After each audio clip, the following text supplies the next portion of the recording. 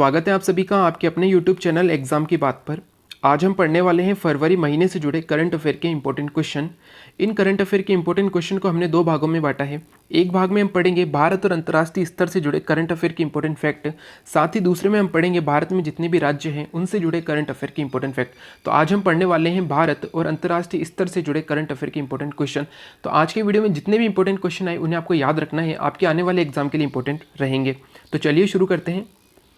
आज का हमारा पहला क्वेश्चन है, योवेरी मुसेवेनी किस देश के 6वीं बार राष्ट्रपति बने हैं? तो आपको याद रखना है कि अफ्रीका महाद्वीप में एक छोटा सा देश है, इसका नाम है युगांडा, और इसी के 6वीं बार राष्ट्रपति बने हैं योवेरी मुसेवेनी। आपको इनका नाम भी याद रखना है और ये किस देश के बने हैं, युगांडा, ये भी आपको याद रखना है। क्वेश्चन नंबर 2 है, नेल्सन मंडेला विश्व मानवतावादी पुरस्कार से किन्हें सम्मानित किया गया है? तो आप याद रखिएगा, भारतीय हैं रवि गायकवाड़, इन्हें नेल्सन मंडेला विश्व मानवतावादी पुरस्कार से सम्मानित किया गया है। इंपॉर्टेंट क्वेश्चन और आने वाले एग्जाम में जरूर देखा जाएगा, तो आपको याद रखना है। क्वेश्चन नंबर 3 है, एक्स डेजर्ट नाइट 2021 युद्धाभ्यास भारत और किस देश के मध्य हुआ है?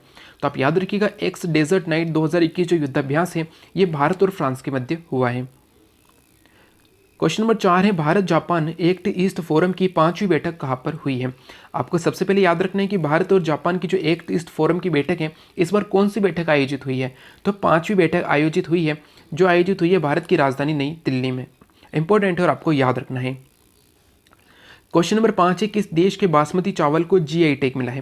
तो आपको याद रखना है, पाकिस्तान का जो बासमती चावल है उसे जीआई टैग मिला है। और जब भी बात आती है जीआई टैग की, तो इससे जुड़े कुछ इंपॉर्टेंट फैक्ट आपको याद रखने होते हैं कि जीआई टैग, भारत में सर्वाधिक जीआई टैग प्राप्त करने वाला राज्य कौन सा है? तो आपको याद रखना है कि भारत में कर्नाटक राज्य को सर्वाधिक जीआई टैग प्राप्त है। इसे लगभग 42 जीआई टैग प्राप्त है कर्नाटक राज्य को, और इसी के साथ ही हमारे देश भारत में शीर्ष पर है जीआई टैग प्राप्त करने में। साथ ही आपको याद रखना है कि हाल ही में गुची मशरूम जो कि जम्मू कश्मीर की है, उसी में जीआई टैग मिला है। क्वेश्चन एग्जाम में पूछे जा सकते हैं और आपको याद रखना है। क्वेश्चन नंबर 6 है, आयुष्मान भारत योजना के नए सीईओ कौन बने हैं? तो इनका नाम आप याद रखिएगा, आर.एस. शर्मा। आर.एस. शर्मा को आयुष्मान भारत योजना के नए सीईओ के पद के रूप में नियुक्त किया गया है। क्वेश्चन नंबर 7 है, राष्ट्रीय पोलियो प्रतिरक्षण कार्यक्रम किनके द्वारा शुरू किया गया? तो जो भारत के राष्ट्रपति हैं वर्तमान में रामनाथ कोविंद जी, इन्हीं को द्वारा राष्ट्रीय पोलियो प्रतिरक्षण कार्यक्रम शुरू किया गया है। क्वेश्चन नंबर 8 है, by many a happy accident आत्मकथा किनकी है? तो आप इनका नाम याद रखिएगा, हामिद अंसारी, जो कि भारत के पूर्व उपराष्ट्रपति रहे थे, इन्हीं की द्वारा लिखी है पुस्तक by many a happy accident, जो इनकी आत्मकथा है। अब इनसे जुड़े कुछ इंपॉर्टेंट फैक्ट की अगर हम बात करें, तो हामिद अंसारी दूसरे उपराष्ट्रपति रहे थे जिन्होंने 2 कार्यकाल रखे हैं। इससे पहले भारत के जो सबसे पहले उपराष्ट्रपति बने थे डॉक्टर सर्वपल्ली राधाकृष्णन जी, उन्होंने भी 2 कार्यकाल रखे थे। उसके पश्चात दूसरे ऐसे उपराष्ट्रपति बने जिन्होंने कि 2 कार्यकाल रखे, उनका नाम है हामिद अंसारी, और इन्हीं के द्वारा लिखित पुस्तक है जो इनकी आत्मकथा भी है, जिसका नाम है by many a happy accident. Important है और आपको याद रखना है। अगला है, the little book of encouragement किनकी पुस्तक है? तो बौद्ध धर्म के एक आध्यात्मिक गुरु हैं जिनका नाम है दलाई लामा, ये तिब्बत के हैं दलाई लामा, इनके द्वारा लिखित पुस्तक है the little book of encouragement. Important है और ये क्वेश्चन के रूप में एग्जाम में पूछी जा सकती है, तो आपको याद भी रखना है। क्वेश्चन नंबर 10 है, फेसबुक ने अपना मुख्य अनुपालन अधिकारी किसे नियुक्त किया है? तो हेनरी मोनेस को फेसबुक ने अपना हाल ही में नया मुख्य अनुपालन अधिकारी नियुक्त किया है। क्वेश्चन नंबर 11 है, कोरोना मुक्त होने वाला पहला केंद्र शासित प्रदेश कौन बना है? तो आपको याद रखना है कि कोरोना मुक्त होने वाला पहला केंद्र शासित प्रदेश बना है अंडमान निकोबार। भारत के 8 केंद्र शासित प्रदेशों में से एक है अंडमान निकोबार, जो कि बंगाल की खाड़ी में स्थित है, और यह कोरोना मुक्त होने वाला पहला केंद्र शासित प्रदेश बना है। साथ ही आप याद रखिएगा, जो अंडमान निकोबार केंद्र शासित प्रदेश है भारत के 8 केंद्र शासित प्रदेशों में सबसे बड़ा है, ये भी आपको याद रखना है। और यहाँ पर जो बेरिंग द्वीप है, यहाँ पर एकमात्र ज्वालामुखी है भारत का। ठीक है दोस्तों, अंडमान निकोबार में जो बेरिंग द्वीप है, यहाँ पर एकमात्र ज्वालामुखी है हमारे देश भारत का, आपको ये भी याद रखना है। क्वेश्चन नंबर 12 है, अलर्ट बीइंग आइकन अवार्ड से किन्हें सम्मानित किया गया? तो ये क्वेश्चन मैंने आपसे पहले भी पूछा था। तो अलर्ट बीइंग आइकन अवार्ड से सम्मानित किया गया है भारत के संगीतकार हैं AR रहमान। ठीक है दोस्तों, AR रहमान को अलर्ट बीइंग आइकन अवार्ड से सम्मानित किया गया है। क्वेश्चन नंबर 13 है, दुनिया का पहला ऊर्जा द्वीप बनाने की घोषणा किस देश ने की है? तो यूरोप महाद्वीप में एक छोटा सा देश है जिसका नाम है डेनमार्क, और डेनमार्क ने ही दुनिया का पहला ऊर्जा द्वीप बनाने की घोषणा की है। आईसीसी ने अपना वैश्विक भागीदार किसे बनाया है? तो आप याद रखिएगा, आईसीसी ने अपना वैश्विक भागीदार बनाया है बाइजूस को। ठीक है दोस्तों, बायजूस एक लर्निंग जो है एप्लीकेशन है, एक लर्निंग प्रोग्राम है। इसी को आईसीसी ने अपना वैश्विक भागीदार बनाया है। और कितने वर्षों के लिए? तो आने वाले 3 वर्षों के लिए आईसीसी का वैश्विक भागीदार होगा बायजूस। अगले हैं बीसीसीसी की नई अध्यक्ष कौन बनी है? तो आपको याद रखना है कि बीसीसी की नई अध्यक्ष बनी है गीता मित्तल। इनका नाम आपको याद रखना है। क्वेश्चन नंबर 16 है संयुक्त राष्ट्र जलवायु राजदूत किन्हें नियुक्त किया गया है? तो माइकल ब्लूमबर्ग को संयुक्त राष्ट्र जलवायु राजदूत नियुक्त किया गया है। क्वेश्चन नंबर 17 है एलन बॉर्डर मेडल से किस क्रिकेटर को सम्मानित किया गया है? तो आपको याद रखना है ऑस्ट्रेलिया के क्रिकेटर है जिनका नाम है स्टीव स्मिथ। इन्हें तीसरी बार, ये अपने करियर में 3 बार जो है एलन बॉर्डर मेडल प्राप्त कर चुके हैं। तो आपको याद रखना है कि हाल ही में एलन बॉर्डर मेडल से स्टीव स्मिथ को सम्मानित किया गया है और ये इनका तीसरा पदक है। क्वेश्चन नंबर 18 है 14वें अंतर्राष्ट्रीय बाल फिल्म महोत्सव का आयोजन किस देश में हुआ है? तो आपको याद रखना है कि 14वें अंतर्राष्ट्रीय बाल फिल्म महोत्सव का आयोजन हुआ है बांग्लादेश में। बांग्लादेश जो कि भारत का पड़ोसी देश है और जो भारत के कुल 7 पड़ोसी देश है, इसमें से सर्वाधिक सीमा भारत की लगती है बांग्लादेश के साथ, जिसकी लंबाई है 4096 किलोमीटर और इसे कहा जाता है रेड क्लिफ रेखा। ठीक है दोस्तों, एक तो भारत और पाकिस्तान के मध्य रेड क्लिफ रेखा है, दूसरी है भारत और बांग्लादेश के मध्य, जिसकी लंबाई है 4096 किलोमीटर और इसी के साथ भारत सर्वाधिक सीमा लगाता है बांग्लादेश के साथ। तो आपको यहाँ पर 2 इंपॉर्टेंट फैक्ट याद रखने। 14वें अंतर्राष्ट्रीय बाल फिल्म महोत्सव का आयोजन हुआ है बांग्लादेश में और पहली बार फागुन महोत्सव कहाँ मनाया गया है? तो बांग्लादेश में मनाया गया है। ये भी इंपॉर्टेंट फैक्टर आपको याद रखना है।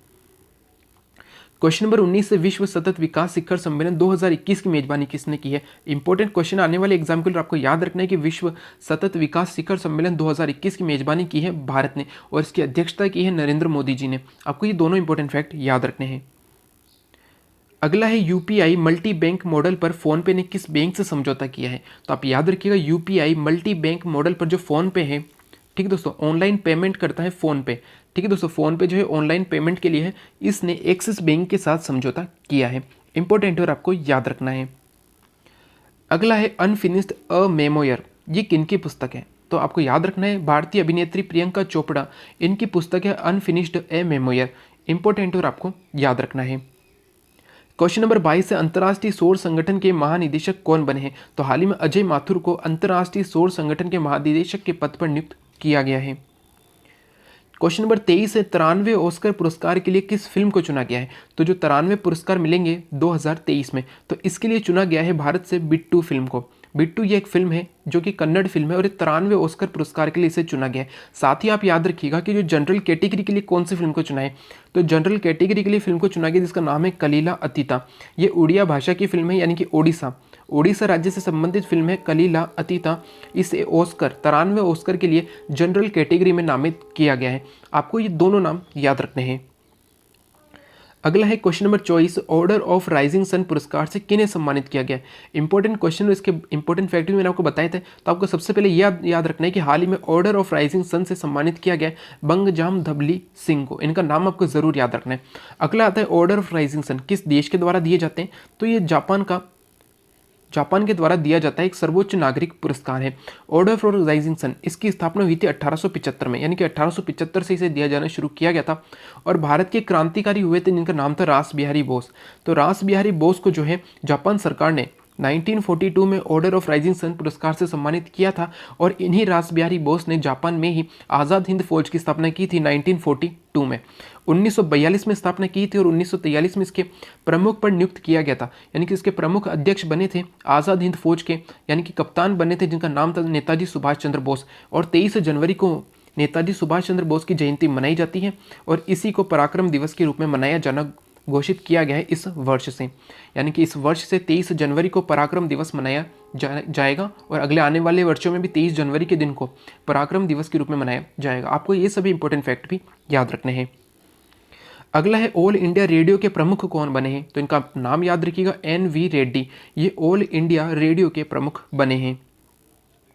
भारत का शीर्ष भागीदार कौन सा देश बना है? तो व्यापार में भारत का शीर्ष भागीदार बना है चीन। इंपॉर्टेंट और आपको याद रखना है। क्वेश्चन नंबर 27 है युवा Bharat the heroes of today पुस्तक के लेखक कौन है? तो देवीर सिंह भंडारी के द्वारा लिखित पुस्तक है जिसका नाम है युवा Bharat the heroes of today पुस्तक। तो आज की वीडियो में जितने भी पुस्तक के नाम आए वो तो आपको याद जरूर रखने क्योंकि सभी क्वेश्चन जो है वो इंपॉर्टेंट है। क्वेश्चन नंबर 28 से किस देश की जेम्सन हैरिसन अटलांटिक महासागर को अकेले पार करने वाली सबसे कम उम्र की महिला बनी है?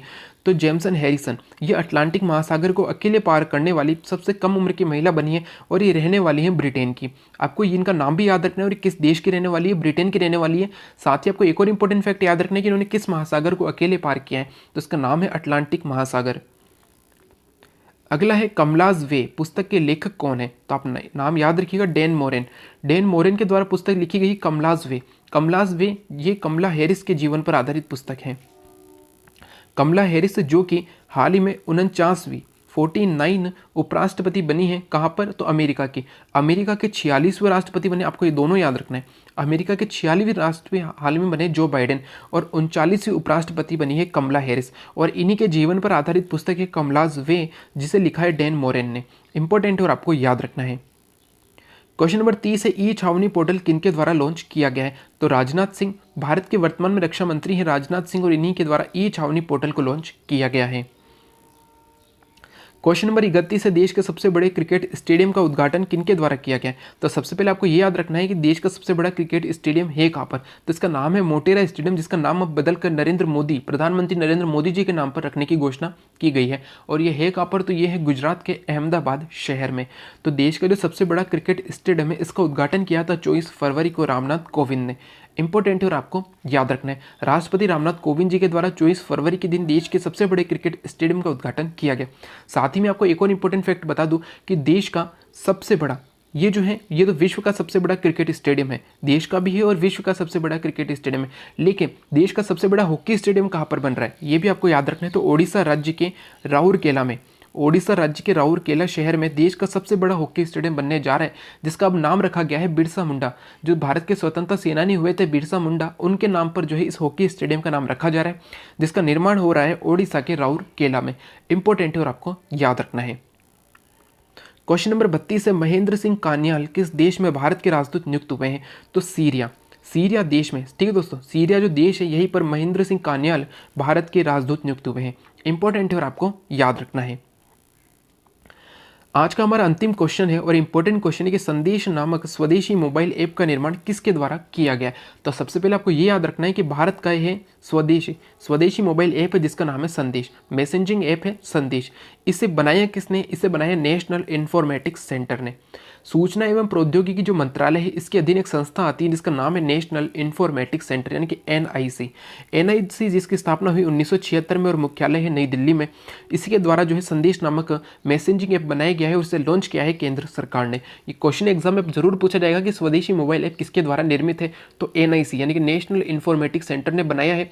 इसकी स्थापना हुई थी 1976 में। आपको ये भी इंपॉर्टेंट फैक्ट याद रखने हैं। तो ये थे फरवरी महीने से जुड़े अंतर्राष्ट्रीय और राष्ट्रीय स्तर के कुछ करंट अफेयर के इंपॉर्टेंट क्वेश्चन, जो आपके आने वाले एग्जाम के लिए इंपॉर्टेंट हो सकते हैं। साथ ही आप ध्यान रखिएगा, कल के दिन पढ़ेंगे भारत के जितने भी राज्य हैं उनसे जुड़े करंट अफेयर के इंपॉर्टेंट क्वेश्चन, उनकी संख्या ज़्यादा है तो आप उन्हें भी ज़रूर पढ़िएगा। तो इन सभी इंपॉर्टेंट क्वेश्चन को आपको नोट ज़रूर कर लेना और याद भी रखना है। Thank you. जय हिंद, जय भारत।